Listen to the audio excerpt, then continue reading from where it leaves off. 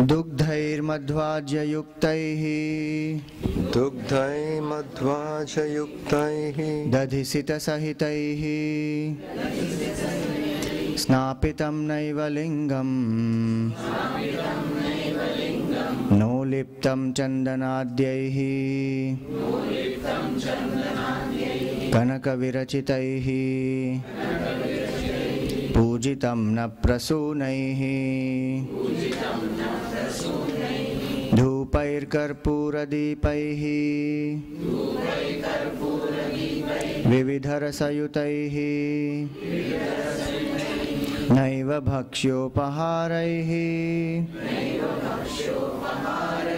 Kshantavyo me paradhaha Shiva Shiva Shiva Bho Shiva Shiva Shiva Bho Shri Mahadeva Shambho Shri Mahadeva Shambho.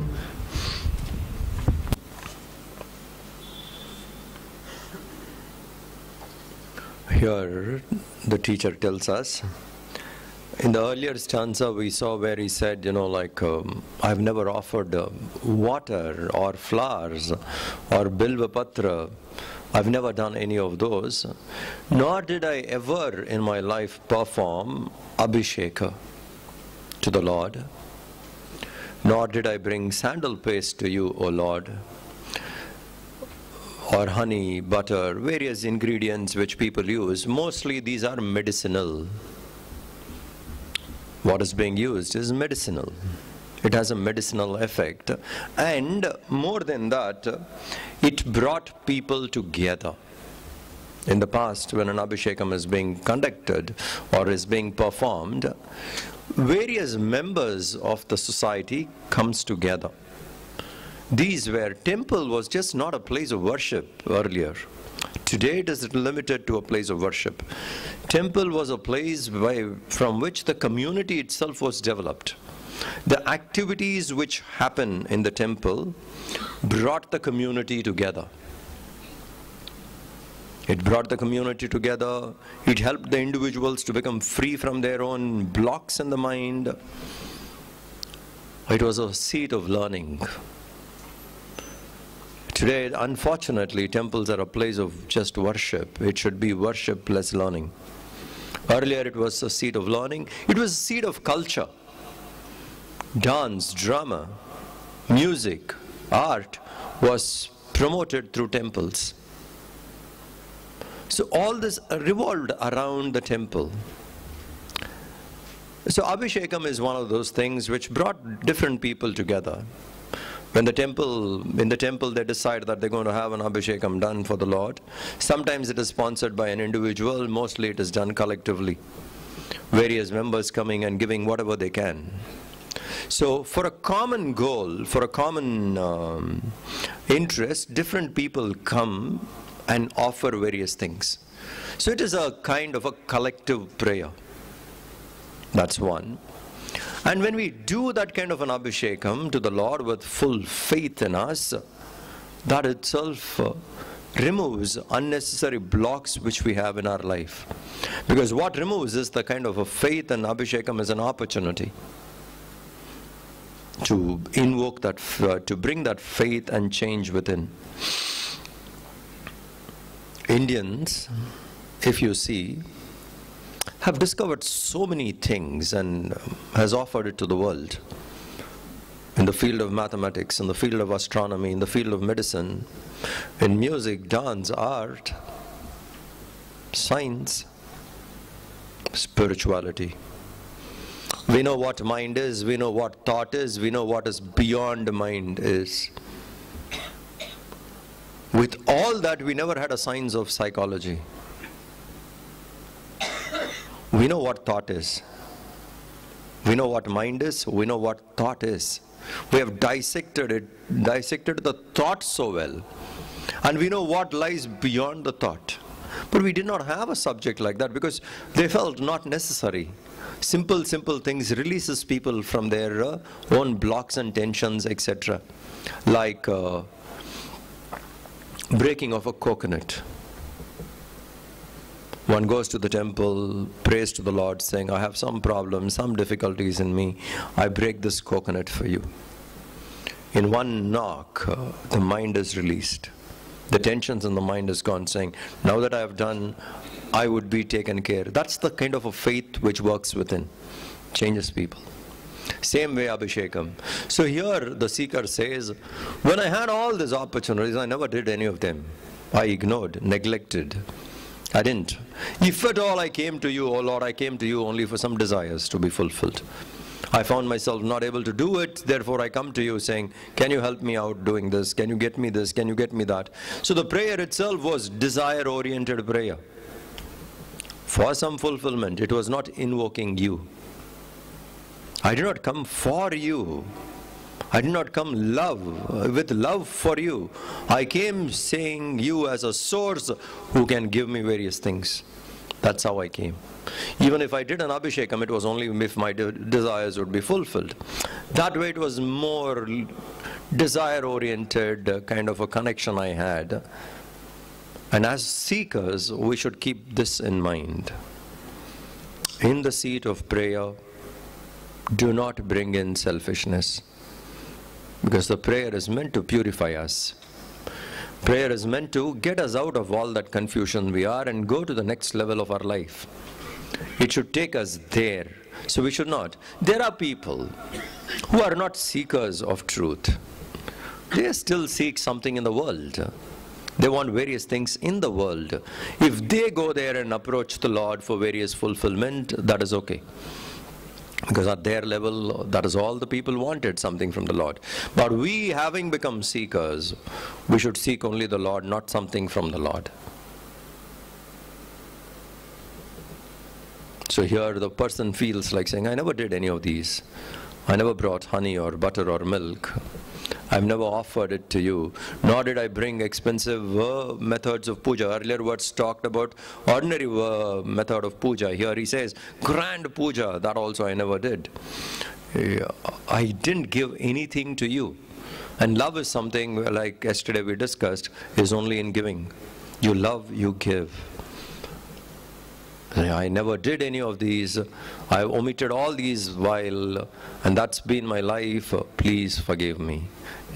For all the neglect, for all the omission, please forgive me. Because I have repented now.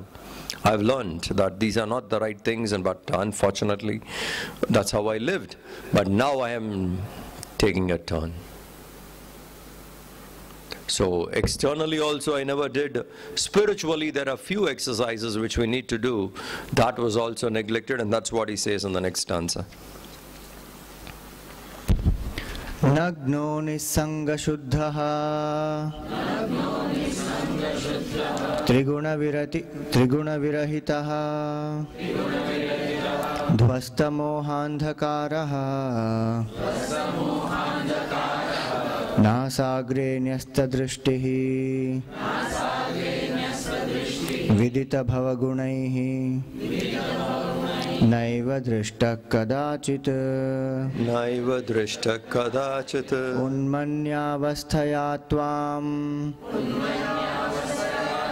Vigata kalimalam Shankaram nasmarami Shankaram nasmarami Shantavyo me paradhaha Shantavyo me paradhaha Shiva Shiva Shiva Bho Shiva Shiva Shiva Bho Shri Mahadeva Shambho Shri Mahadeva Shambho. He says here, these were all external kind of a ritual which I never did. And subjectively, did I do anything? Because some people are not this type of worshippers, puja kind. There are so many people saying, hey, I'm not of that kind, I don't do puja. So I am not a person who will go to the temple and do something. I'm not of that kind, that's not my temperament. That's the most beautiful thing of Hindu culture. It can accommodate all possible seekers. All possible seekers. That's the compassion of the religion. Doesn't spare anyone.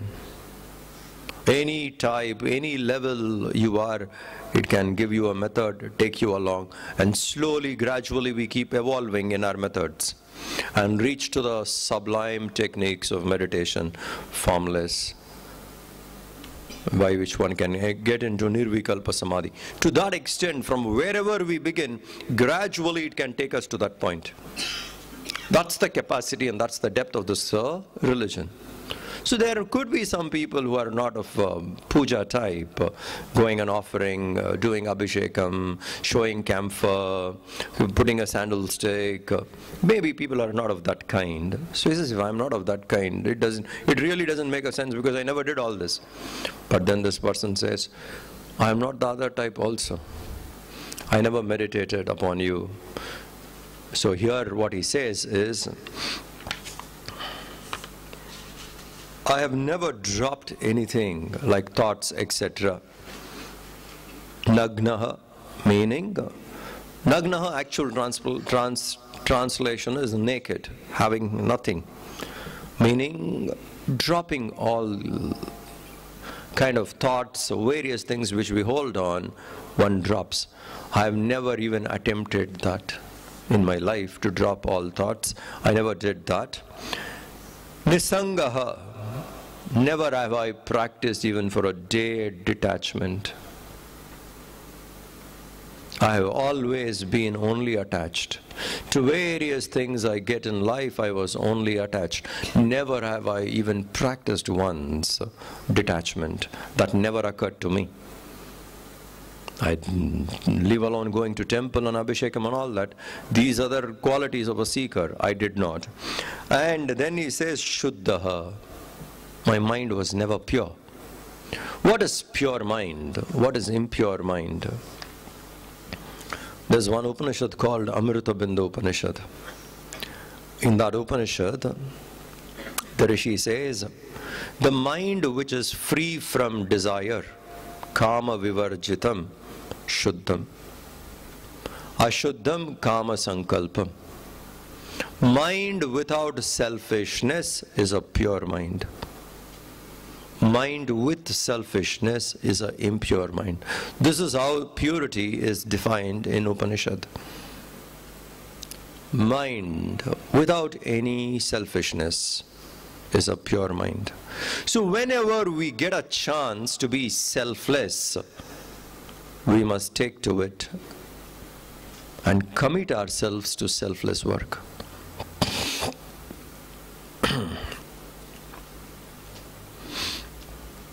Why?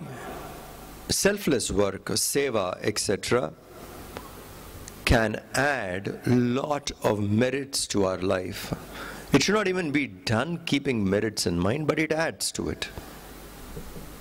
And when more merits added that way, even the past what we have done, some of the demerits of the past can be nullified. Seva is powerful. Whoever gives us opportunity to serve, we must be grateful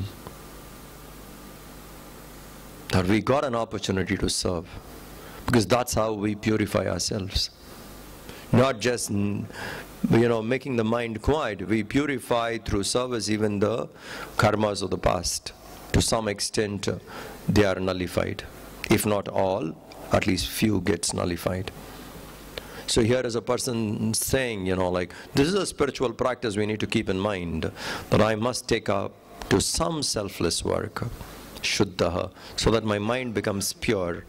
And here this person says, hey, I have never done this at all. I've never committed to anything selfless. I just lived a life of only me and my interest, absolutely selfish. And I never attempted to go beyond three gunas, trigunyaha, trigunaha, virahita. Trigunaha virahita, I never attempted to go beyond three gunas. Mind is made of these three gunas, tamoguna, rajoguna, sattvaguna. As a seeker, we must try our best to remain in sattvaguna. As much as possible, stay in sattvaguna. In short, it's a detailed subject, but in short to understand, tamoguna is ignorance dominated. Dominated by ignorance. Lazy, lethargic, and no clarity at all because ignorance dominates. Rajoguna is dominated by restlessness and agitation. A lot of action-oriented, not lethargy is not there, action-oriented but dominated by agitations. A Rajoguna person would always be restless, loaded with desires to go out and do something or other. And then there is Sattvaguna, which is dominated by peace, tranquility, alert, happy, full of clarity, dominated by knowledge. One is dominated by ignorance, second one is dominated by agitation, third one is dominated by knowledge. There is clarity. So as far as possible, we must try and stay in Sattvaguna. In the seed of meditation, we need to go beyond that also. In the seed of meditation, we should not even be bothered about what is right and wrong. There we should not bother. There we should not even judge what is right, wrong. Don't do it. When you're meditating and a kind of a thought comes up and suddenly we get annoyed saying, why did this thought come to me now? Otherwise my mind is fine. Suddenly in meditation these thoughts pop up. All kinds of crazy thoughts keep coming up. Why? And a person gets more agitated on it. So the meditation is more disturbed. Why this has come? Now that's another set of thoughts rushing. So in the seat of meditation, don't even bother. There is nothing right, nothing wrong. This is correct, this is incorrect, nothing of that kind. Thought is a thought, however noble it is, or however low base it is. Thought is a thought, and in the seat of meditation, thought should be annihilated. Good or bad, doesn't matter.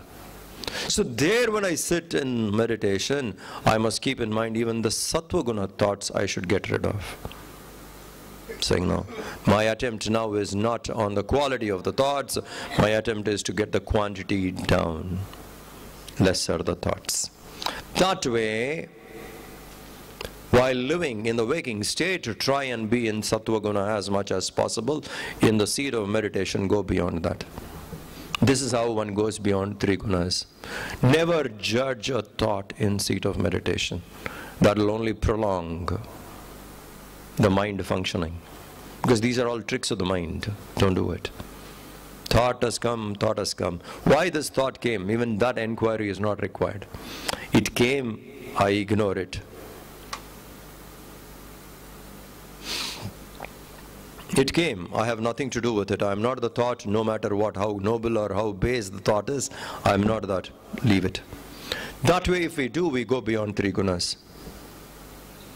So he says, I never did all this. We should do all this.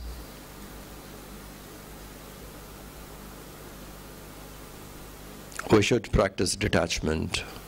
We should try dropping various things which are holding on to us. Slowly, slowly drop them.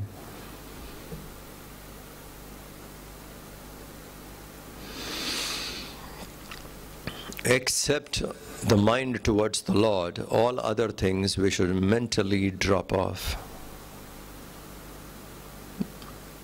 That is naked. It's not the clothes we wear. The things which we hold and cover ourselves, that should drop off. When there is trust in the Lord, various other things which we feel secured and all that we give up, a kind of a surrender. So that one should do. Detachment we must practice. Commit to selfless work, because that is the most effective way.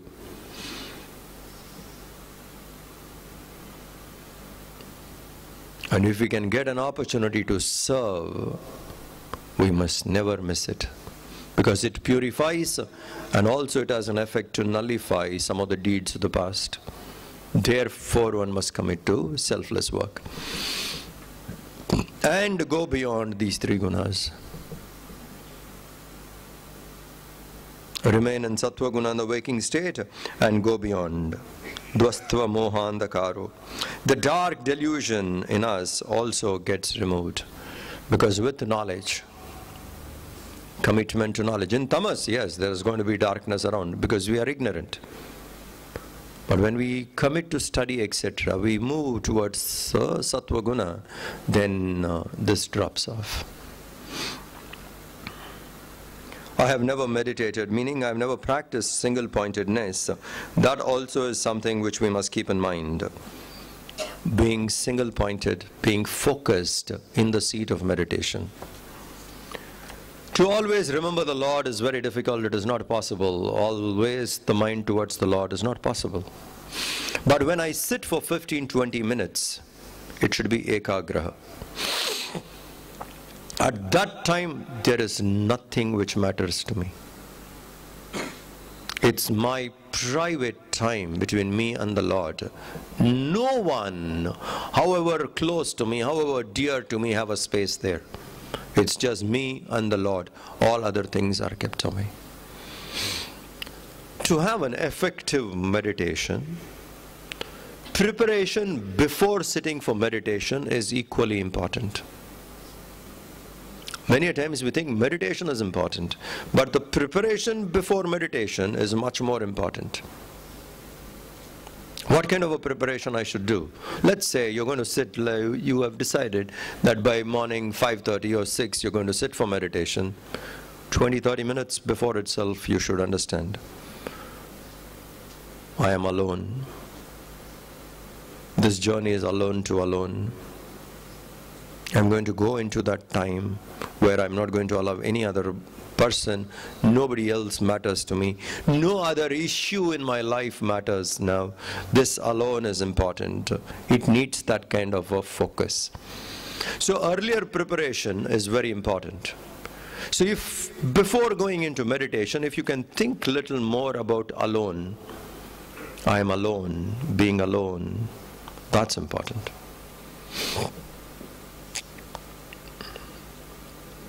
With that kind of a mind when I go, all other things which are there, I can get rid of it quickly. Those 15-20 minutes is completely private time. No one else has any say on it. No other project has any say on it. It's your time to the Lord. This is called single-pointed focus. That single-pointed focus is indicated in many ways, like saying meditate on the tip of the nose. Don't mistake that actually sometimes, because here he says meditate on the tip of the nose, nasigraha, na. If I do that, 2-3 things will happen. Headache for sure. After meditation I come out headache. Regular practice you will develop squint eye. It's not that. What is meant is single-pointedness. And that I must do much before. And that time I should sit. And again, don't take up immediately after something. You're meditating 6 to 6:30, let us say. Don't have any other commitment at 6:30. Take up something maybe at 7 o'clock. There must be a kind of a leisure after meditation. If you have some other appointment at, let's say, 6 to 6:30 you meditate, and 6:35 you have to meet somebody, meditation mind will go towards that. My next appointment, next appointment. Keep some time after the stipulated time of meditation. Keep a spare time. Don't have anything into it. Just sit quietly. Relax yourself, then take up. So if that I know that there is a buffer time after my meditation, I would not get myself agitated, activated into various things.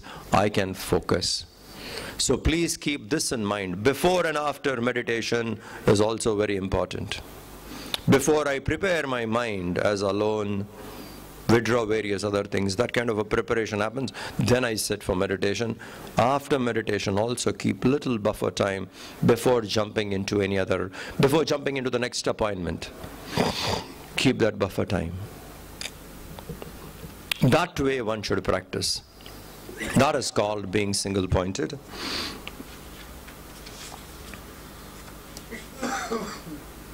One who knows the quality of the world. Vidita bhavaguna. One who knows the quality of the world. Kadachat even. Okay. What is the nature of this world? Is the world capable of keeping you happy always? Is it there? The world is inadequate to give complete happiness. It is not there.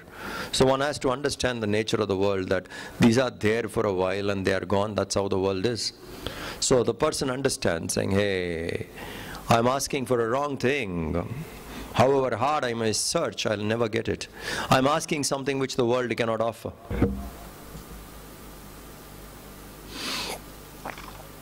We go on trying, isn't it? We go on asking objects to give us fulfillment. Always asking objects, emotions and thoughts to give us fulfillment, always. Can they? Complete fulfillment from limited objects? No. The very idea is wrong. We have not understood it. Unlimited happiness from limited. How is it possible? I want unlimited happiness from limited things. That which is limited by time, space, from it I want unlimited happiness. No. I should understand the limited objects can only give me limited joy, and that too for a very short while, because it's limited. So if that nature is understood, then at least we will not seek it from it. We go on seeking happiness from the place where it does not have. That is what he meant by understanding the nature. And this way, Shankaram na smarami, my mind was never absorbed in you, O Lord. It was all lost in various things. It was never absorbed in you. Please forgive me. I have never done all these things. These are some of the things which we need to do. As Vedantins particularly, to wind up what we have discussed, drop things which are not needed. Be detached to all that is there around you. Make the mind pure by committing to selfless work. Go beyond the three gunas. In the seat of meditation, nothing matters. Merit, demerit, nothing. Go beyond that. And keep oneself focused, single-pointedness. Because that's the goal of life. We should never lose track of it. Continuing. Chandrodbhasita shekhare smara hare Gangadhare shankare sarpair bhushita kantha karna vivare netrotha vaishwanare dantitvakrita sundarambaradhare Trailokya sare hare Trailokya sare hare Mokshartham kuru chitta vrittim akhilam Anyaistu kim karmabhihi.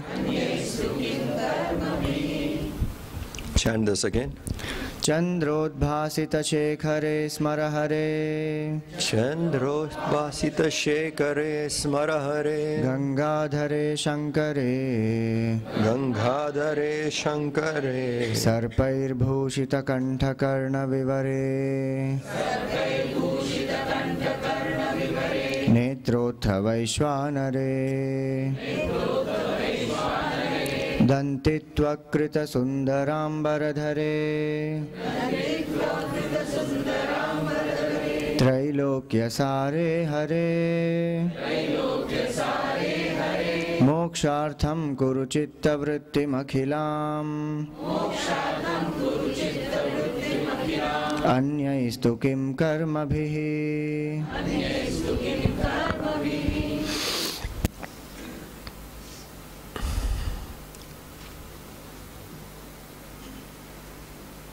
In Hindu culture, the most beautiful thing about Hindu culture is the freedom this culture gives to the seeker. And as a culture or as a religion, you see, it is all inclusive.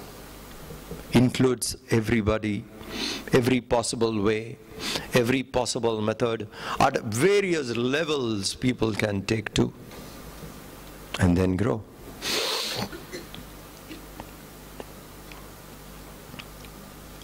For example, let us take some of the offshoots of Hindu culture which has come up. For example, Buddhism. Buddhism has certain exclusive portions of Hinduism and dropped many other things, which Buddha felt is not required. For the people of at that time, for that generation, he felt this is not required because these are the hindrances. So he took some part of it and kept it exclusive. So that way, if you see, it is little exclusive, not all inclusive. That's what happens. There are religions which come up and they say, like no more forms, drop all forms, we worship formless. That means at one shot you have denied opportunity for those who cannot think of the Lord without form. Try and think of something which you can't see, taste, smell, hear, touch. Think, try. What is the concept of God after that? Think. I can't see, I can't taste, I can't touch, smell, hear. Think about it, meditate on it. Not all are ready. So when I say, I will have only, in my religion, God is only formless, at that very go I have stopped an opportunity for all those who are form-oriented, who are not in that state to understand God as formless. So I become exclusive. To those who have evolved to the point to understand God as formless, I cater only to them. Get this idea very clear. What is the difference between Hindu religion and other religions in the world? What is the difference?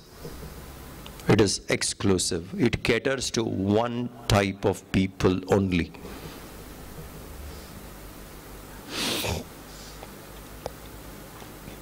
There are some who can't think deep enough and they think, it's like you do all good actions, live a noble life, you go to heaven.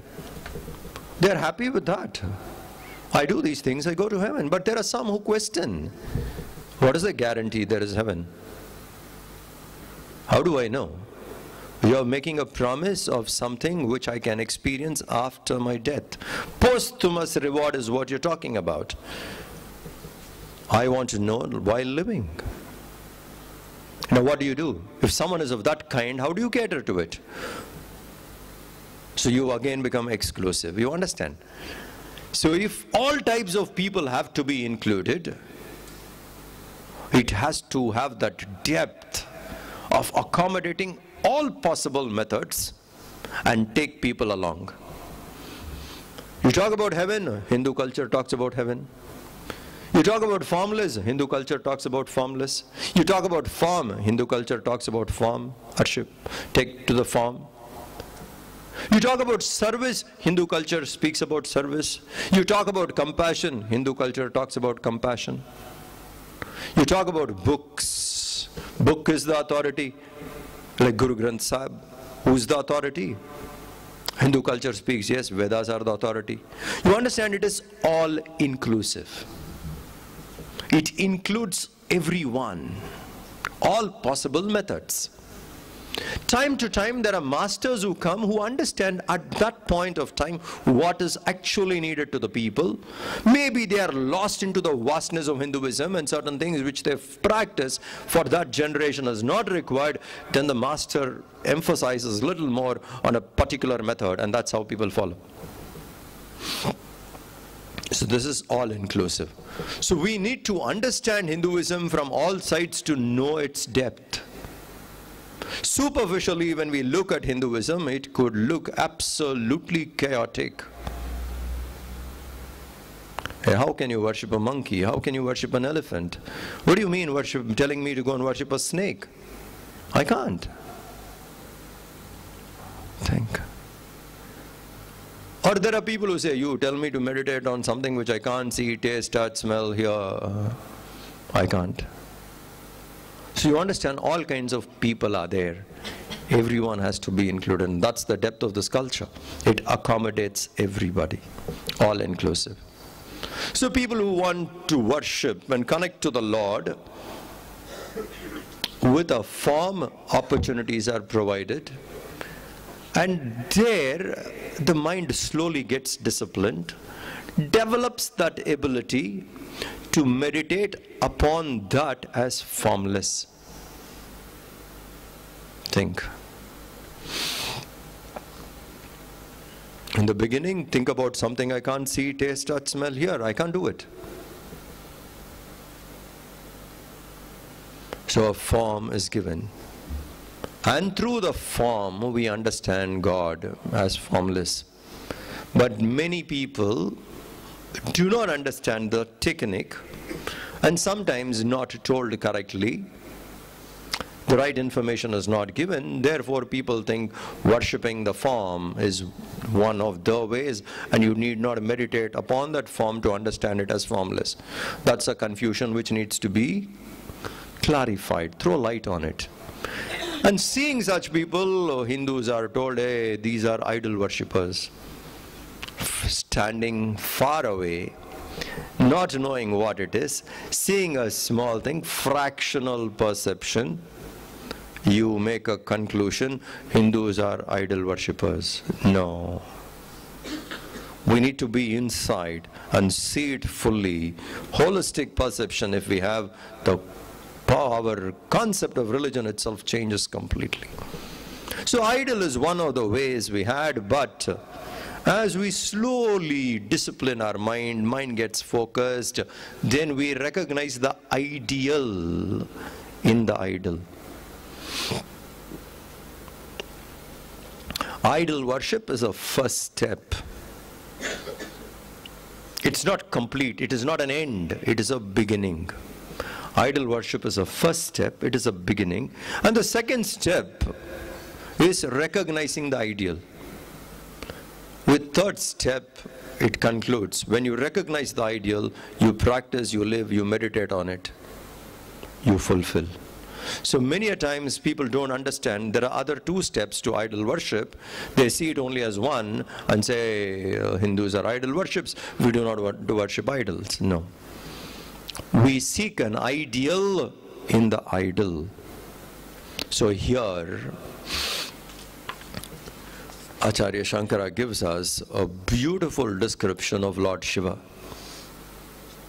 Shiva's form, if you take,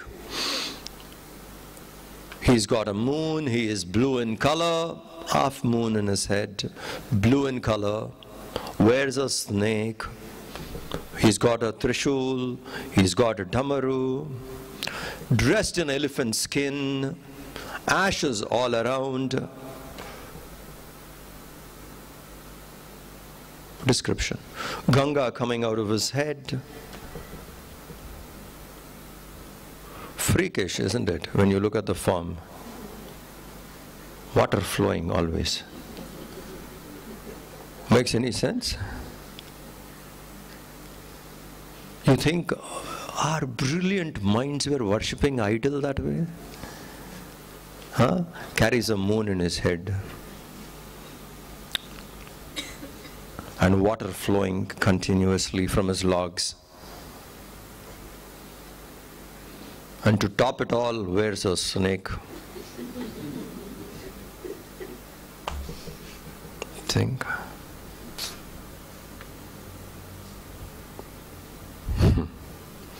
To add more to it, skulls as garland. Everybody wears flowers. This man wears skulls. Think. Why such a form is given? And we say this is how Shiva lived, you worship him. We don't think, we don't inquire deep enough. Nor have we understood, hardly anyone to guide us.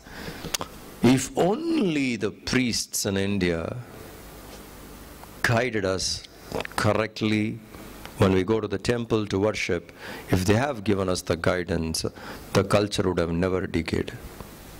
Decadence would not have happened at all. If only they have to tell us, you're looking at the idol, slowly recognize the idol, only this much. What it stood for, go and follow and live. It would have made all the difference. We didn't do it. Somewhere we let it off. Can that kind of a form be there, carrying Ganga on the head? A source of water flowing, and there is a moon decorated on the head. Ash all around, blue in color. Everything is symbolic.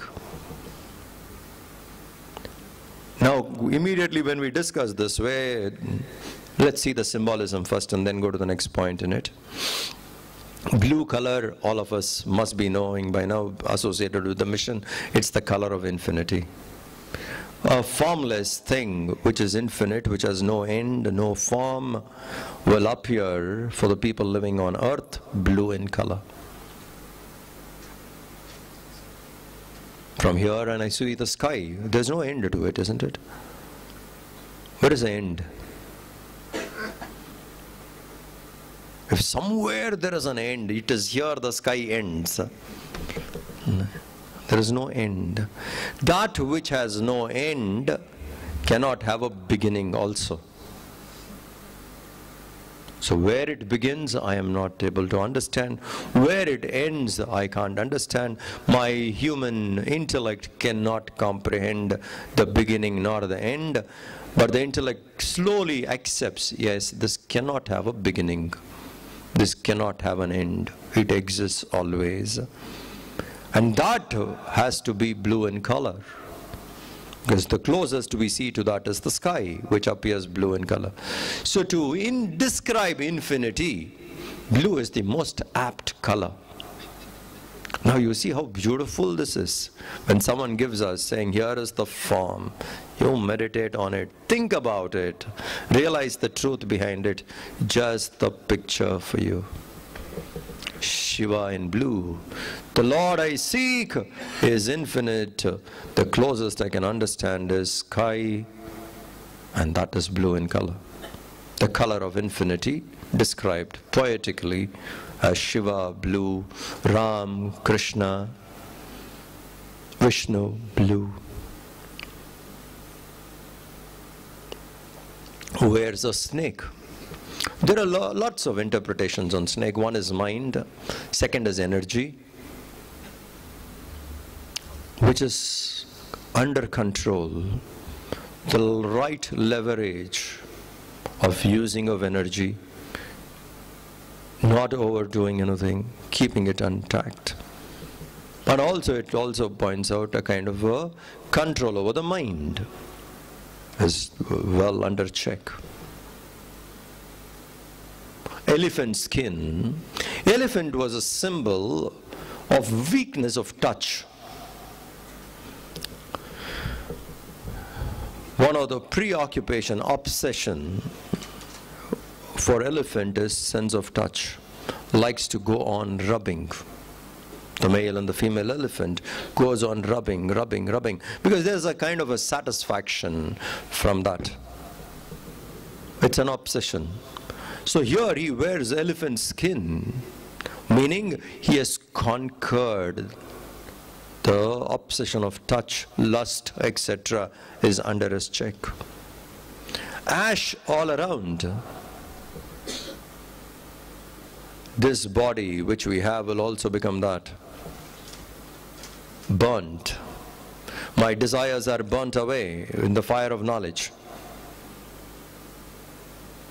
This body which I have, I should not be attached. The attachment for this body is burnt away in the fire of knowledge. And I realize this body which I have will also become ash. One day will become ash. So he has ash all around him. 3 eyes. Third eye. Eye of knowledge. the intuitive power, which is not seen through the cross eyes, but understood at the mind, at the intuitive level.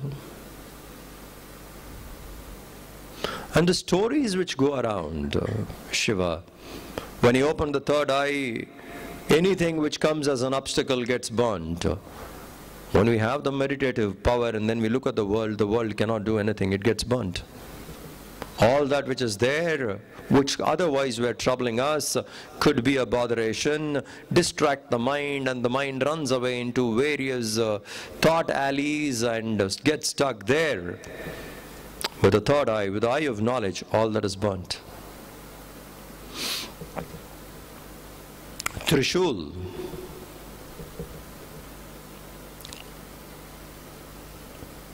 trident, indicates we need a kind of a thing which can penetrate the three gunas, and three continues to be a big number in Vedanta. Three states, Jagrat, Swapna, Sushupti, go beyond these three states. Go beyond the three bodies. Stula, Shukshma, Karana, gross, subtle and causal bodies. Tapatraya,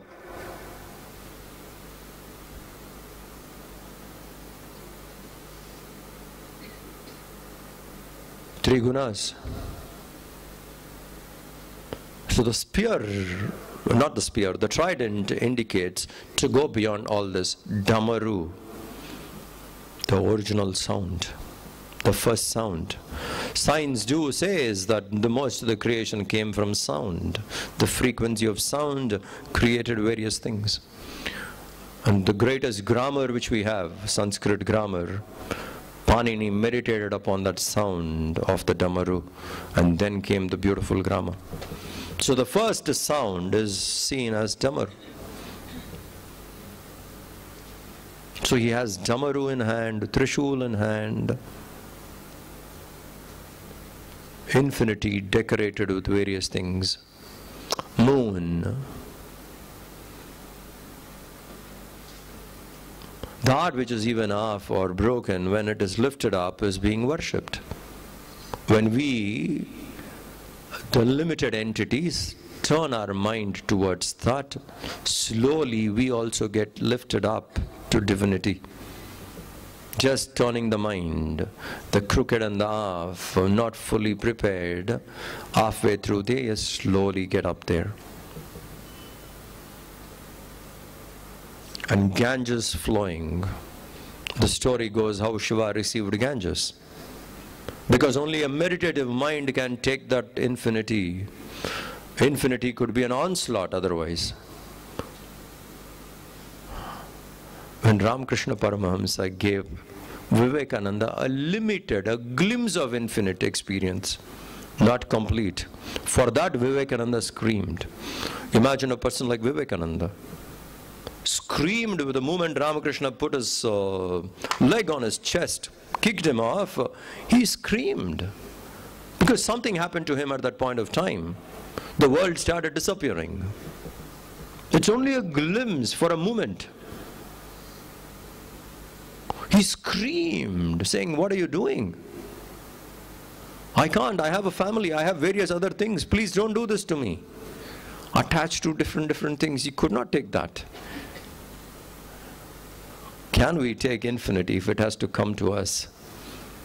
Cloud burst we can't take, isn't it? Infinity busts on you. Ha! Washed out completely. Can't withstand it, can't take it. It's infinity. Descends on us all of a sudden, how can we take? We need to be prepared. Ganges represents that infinity. It can't be taken. So when Bhagirath went and did tapas, they told him, meditate on Shiva, because he is capable of receiving it. And then Shiva receives the whole Ganges, meaning a meditative mind alone can receive it. But the person is so compassionate, he says, if I give the whole thing straight away, you can't take it. I give a streak of that knowledge. A streak flows down, the way in which you and I can apprehend. the way in which you and I can understand and prepare ourselves. Now, this is the symbolic meaning of Shiva, given a form, saying, take this, meditate on it, think about it for a while, focus yourself on it, you will gain the truth.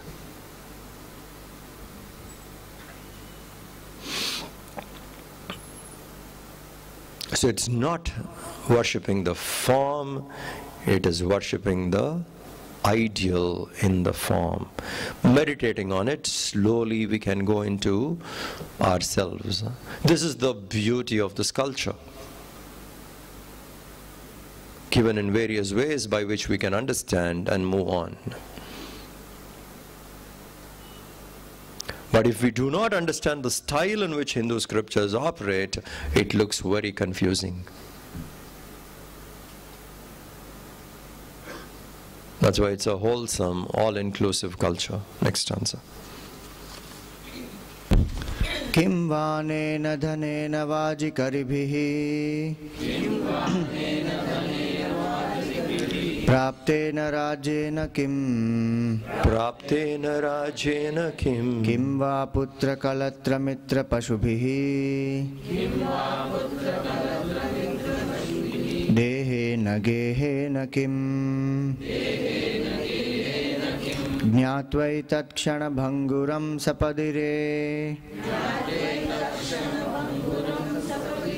Tyajyam mano durataha Swatmartham guru vakyato bhaja bhaja Swatmartham guru vakyato bhaja bhaja Shri Parvati Vallabham Shri Parvati Vallabham. He says here, Kimva, what is the use? Use of what? Use of elephants and horses, vehicles to move around. What is the use of wealth? People around me, my friends, my relatives, my family members, various other material world of things which I have achieved. What is the use of all this? Why?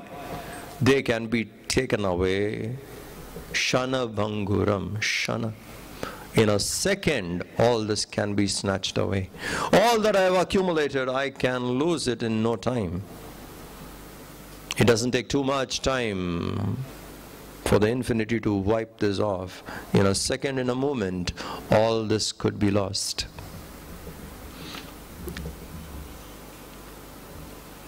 Think. How many times we hear, everything was so well, everything was going on, but in one moment, whole thing has changed. Life is never the same again.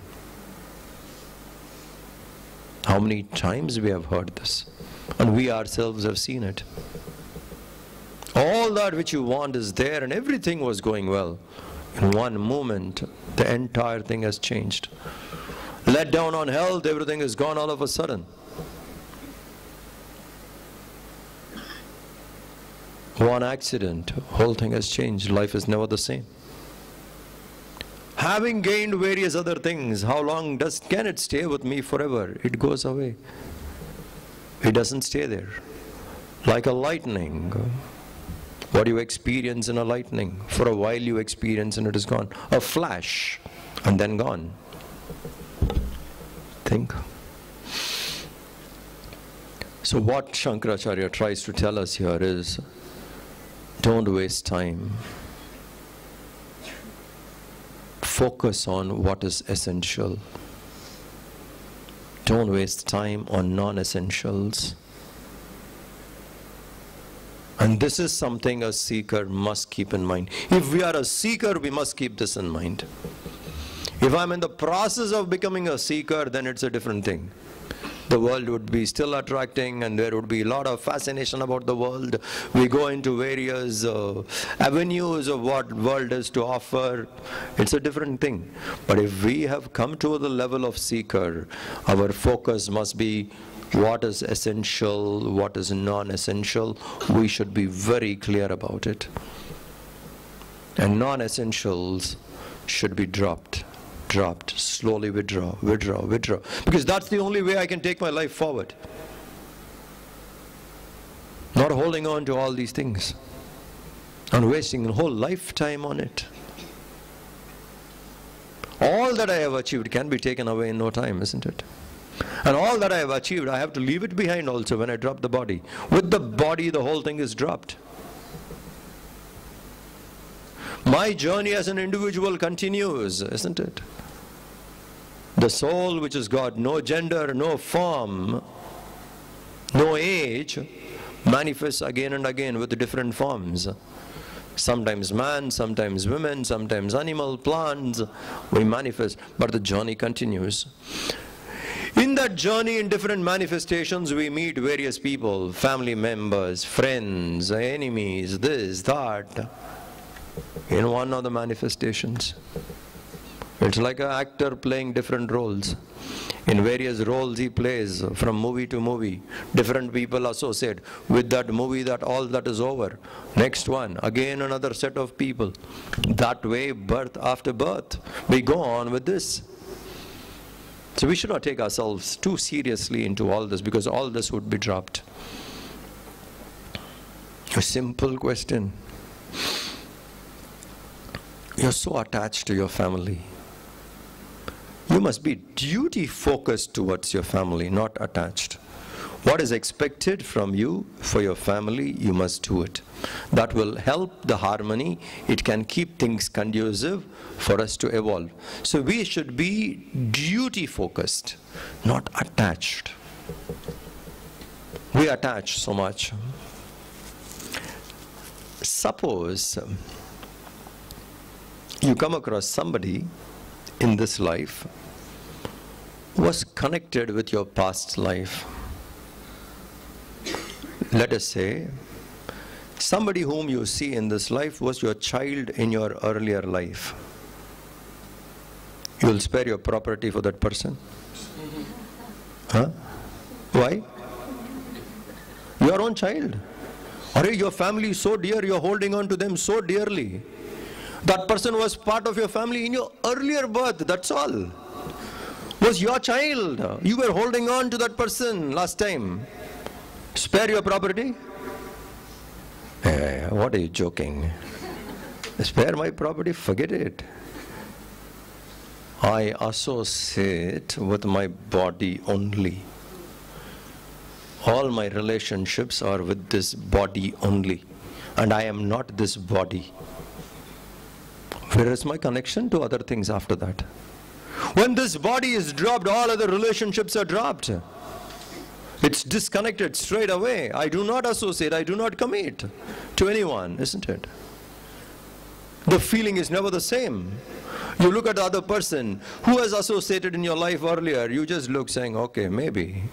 But I prefer these people now because I'm body oriented. Others, maybe it is true, but now I have no feelings. Think, it's all body oriented relationships. Holding on to things that way. So he says, don't waste your time on all this. Focus on what is essential and move on. Guru Vakyeshu, what the teacher has guided, follow that. Whatever the teacher has told us, whatever the books have told us, follow that so that we move on with it. On that we should be more focused, not on various material things. Continuing. Ayurnashyati pashyatam pratidinam Yati kshayam yauvanam Pratyayanti gata punarna divasaha Kalo jagad bhakshakaha Lakshmi stoyata ranga bhanga chapala Vidyuchalam jivitam Tasman mam sharanagatam sharanada Tvam raksha rakshadhuna Tvam raksha rakshadhuna.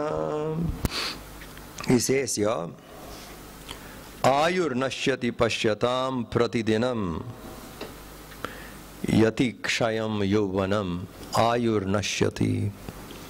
Life keeps reducing by the moment, by pratidinam, every day, actually by the moment.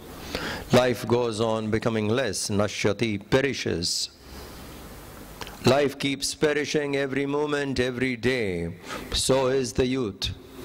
So is the vigor in the body. It's all coming down, slowly, slowly, slowly. When life keeps perishing that way and life keeps passing away, I should understand my time is getting limited day by day. Every moment my time is getting limited. That means my time available for me is very minimum. I need to use that minimum time well. I should not go around wasting that time with various things, accumulating various things, because time is like Jagat Bhakshakaha, all devouring. Everything in the world is devoured by time, lost in time. And then he uses a very different term for Lakshmi. She is fickle like a water and a wave. Shankaracharya knows the art of conveying things. We hold on to Lakshmi. Wealth, wealth, wealth. Says very fickle. She is here today, gone tomorrow. To someone else, somewhere else. Keep moving. Like how quickly a water breaks, wealth is like that, it keeps moving away. If we want the wealth, more than wealth, we should seek the Lord. Then wealth will follow. Only wealth, it's here today, tomorrow gone. Think. Stock exchange you keep seeing, isn't it Lakshmi fluctuating there? What do you see? Here, there, gone tomorrow, oh, raised up, fallen down, down. Think. All of a sudden one can become a pauper in no time. However well and careful you could be, we never know. Strange are the ways of the wealth. So wealth alone we can't be focused. He says, don't do it. It's like a lightning. Your life is like a jivitam, vidyut jivitam, a flash coming out and gone. What an example that is, vidyut jivitam. Like earlier, in one of the books of Shankara, he says life is like a dewdrop on a lotus petal, can disappear any time. And here he says it's like a lightning. For a moment it flashes, and that flash you can see everything. By the time you register what you have seen, well, it is gone. So quick, so uncertain is this life. We should not waste on various material things. Therefore, he says, I have seen all this. I've seen my life is passing away. The wealth I'm holding on is very fickle. It keeps changing. Nothing around me seems to be the same. I have seen all this. I am tired, O Lord. I have seen this game. I have seen this play. I am tired, O Lord. I surrender to you now. With all this, I surrender, Sharanagati. I come to you, I surrender. And this we must do. And surrender should be done with wholeheartedness. O Lord, here I come to you. I offer myself. I'm making a new beginning. Whatever was the reason for me to go through all this, please forgive me. I have done certain omissions. Sometimes in the wrong ways I've taken few commissions. All this is not correct. My own actions are tormenting me in various levels. No one else but my own actions. I am tired of all this. These are the revelations I have understood. That my life is getting ebbed away every moment. And all that I hold on is dropping off. And I understand the things I hold on is changing. And my life is like a lightning, a flash, and then gone. I surrender to you, O Lord. With that kind of earnestness, when we go there, to the place of worship, be it a temple, be it the altar at home, go there and offer. All this I give up, O Lord, I surrender. After this, it is your will. You guide me through this mess in which I have landed. I need that guidance, I need the direction.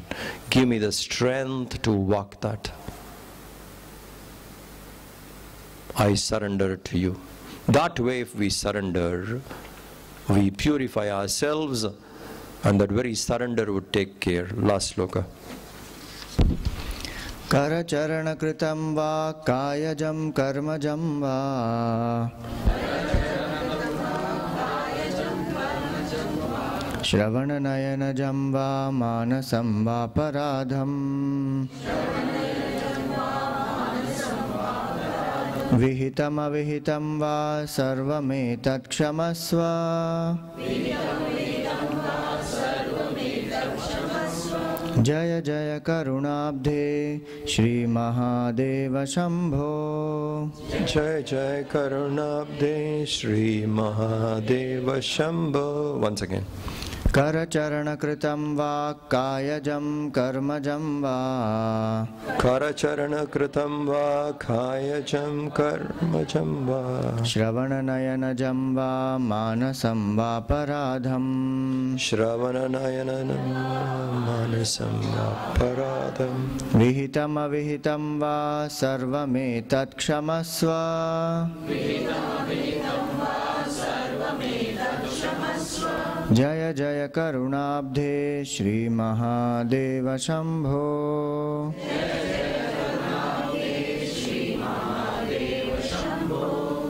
Karacharana kritam va kayajam va karmajam va. Whatever actions I have performed through my hands and legs, through my speech, through my sense organs, organs of action, organs of perception, nayana jamva, by eyes, etc. Whatever mistakes I have done, knowingly, unknowingly, through my words, through my actions, all that which I have done, knowingly, unknowingly, in my thought level, actions which I have performed, please forgive me all that. Release me off from all these actions. They are the ones which is bothering me. I'm stuck, not by anyone else, not by anybody else. I'm stuck because of my own actions. My own actions have limited me to what I am today. I did not know, and I performed all these kinds of actions. Unknowingly, I have lived a stupid life. The effect of my stupidity is catching up with me, and I get stuck by it. No one else to blame, nobody else to point fingers. I am responsible, that much I have realized. I ask for forgiveness. Let those actions which I performed be nullified by your compassion.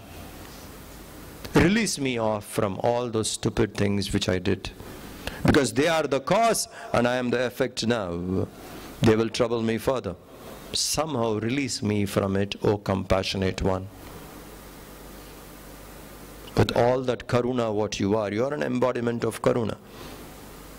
With all that, you just release me off. I seek your forgiveness. With sincerity, if we can approach the Lord quietly and sincerely ask, get me out of all this. I have made a mistake. I seek forgiveness. I tell you, with that sincerity with which we ask, a lot of things of the past can be nullified.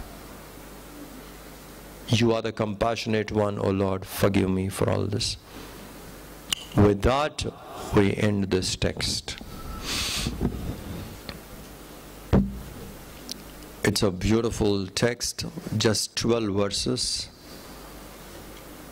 if you make it a point to read 4 verses daily, in 3 days' time, you will read the whole book once.